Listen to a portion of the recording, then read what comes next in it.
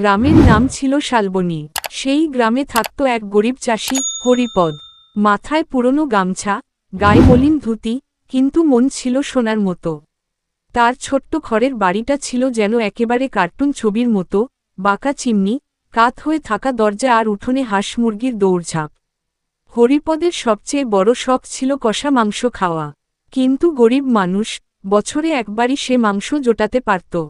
তাই সে প্রতিদিন মাঠে কাজ করতে করতে ভাবত, আহা, যদি এক হাঁড়ি কষা মাংস পেতাম। একদিন সকালে হরিপদ মাঠে লাঙ্গল দিচ্ছিল। হঠাৎ মাটির নিচে ঠং করে শব্দ হল। সে খুঁড়ে দেখে একটা পুরনো পিতলের হাঁড়ি। হাঁড়ির মুখ খুলতেই ধোঁয়া বেরিয়ে এলার সঙ্গে সঙ্গে হাজির হল এক গোলগাল জিন। জিনটার গোঁফ পাকানো, মাথায় লাল পাগড়ি, দেখতে যেন একেবারে কার্টুন চরিত্র। জিন বলল, হরিপদ, তুমি আমাকে মুক্ত করেছ। বলো, কি চাই তোমার? হরিপদ চোখ বড় বড় করে বলল, আমি শুধু এক হাঁড়ি গরম কষা মাংস চাই।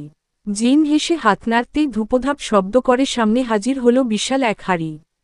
তার ভেতর টগবগ করে ফুটছে কষা মাংস। গন্ধে পুরো গ্রাম মাতোয়ারা। হরিপদ আনন্দে নাচতে শুরু করল। কিন্তু সমস্যা হল, গন্ধ পেয়ে গ্রামের সব মানুষ তার বাড়িতে হাজির। কেউ বলল, একটু দাও। কেউ বলল, আমরা না খেলে অন্যায় হবে। হরিপদ তো মহা চিন্তায় পড়ে গেল। এত লোককে কিভাবে খাওয়াবে? তখন জিন চোখ টিপে বলল, চিন্তা করো না। সে আবার হাত নাড়ল। সঙ্গে সঙ্গে হাঁড়ির মাংস বাড়তেই লাগল। এক হাঁড়ি থেকে দুই হাঁড়ি, দুই হাঁড়ি থেকে চার হাঁড়ি। সবাই পেট পুড়ে খেল। গ্রামের মূল্য এমনকি তিনবার ভাত নিল।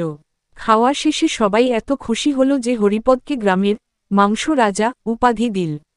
সেই দিন থেকে প্রতি মাসে গ্রামের সবাই মিলে হরিপদের বাড়িতে কষা মাংসের উৎসব করত।